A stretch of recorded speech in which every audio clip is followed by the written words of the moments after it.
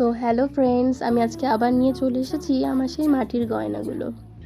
দুদিন ধরে বেশ ভালোই রোদ পেয়েছে আর খুব সুন্দর ড্রাই হয়ে গেছে মাটিগুলো এবার রং করার পালা। আমি এরকম একটু সিনেমাটিক শট নিলাম যাতে একটা আরও অ্যাট্রাকটিভ ফিল করায়। মজার কথা হচ্ছে কাল থেকে আমার এক্সাম, কিন্তু আমি তবুও এইসবের মধ্যেই ডুবে রয়েছি।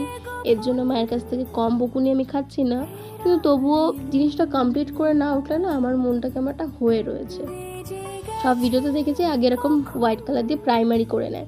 আমার মনে হয় এটা বেটার জিনিস, কারণ হঠাৎ করে ব্ল্যাক করে দেবো, জিনিসটা ফুটতে নাও পারে। বেশ ভালো হয়েছে হোয়াইট কালারটা দিয়ে। দেন কানের দুটোকেও কালার করে নিয়েছি, দিয়ে রোদে শুকিয়ে দিয়েছি। দেন ব্ল্যাক কালার ইউজ করলাম। পুরো ব্ল্যাকটা এত সুন্দর লাগছিল, চকচক করছিল রোদের মধ্যে। আর রোদটা অনেক বেশি হওয়ার কারণে বেশিক্ষণ সময়ও লাগেনি ড্রাই হতে। পুরো ব্যাপারটাই এতটাই স্যাটিসফাইং ছিল যে কি বলবো। মানে আগে এতদিন ধরে ভিডিওতে দেখেছি, এখন নিজে করছি, এক্সপিরিয়েন্সটাই আলাদা। তো একটা নতুন জিনিস শেয়ার করি।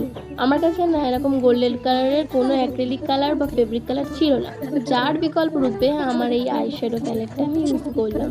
সিরিয়াসলি বলছি, এটা দিয়ে যা সুন্দর একটা এফেক্ট এসছে না, এটাই অনেক। দেন এটা কমপ্লিট হয়ে গেল কালার করা। এবার এগুলোকে অ্যাকচুয়াল হাড় আর কানের রূপ দেওয়ার পালা। পুরোনো কানের থেকে আমি একটা আংটা খুলে নিলাম, নিয়ে এই কানের টুক করে লাগিয়ে দিয়েছি। আর হাড়ের জন্য একটা কার্ড নিলাম আর কয়েকটা পুঁথি দিয়ে হাড়টাকে পুরো হাড়ের রূপ দিলাম। সো ফাইনালি লুকটা এরকম লাগছে। এটা আমি পরেও ফটো আপলোড করব। আজকের জন্য ভিডিওটা ভালো লাগলে একটা লাইক করে দিও। টাটা।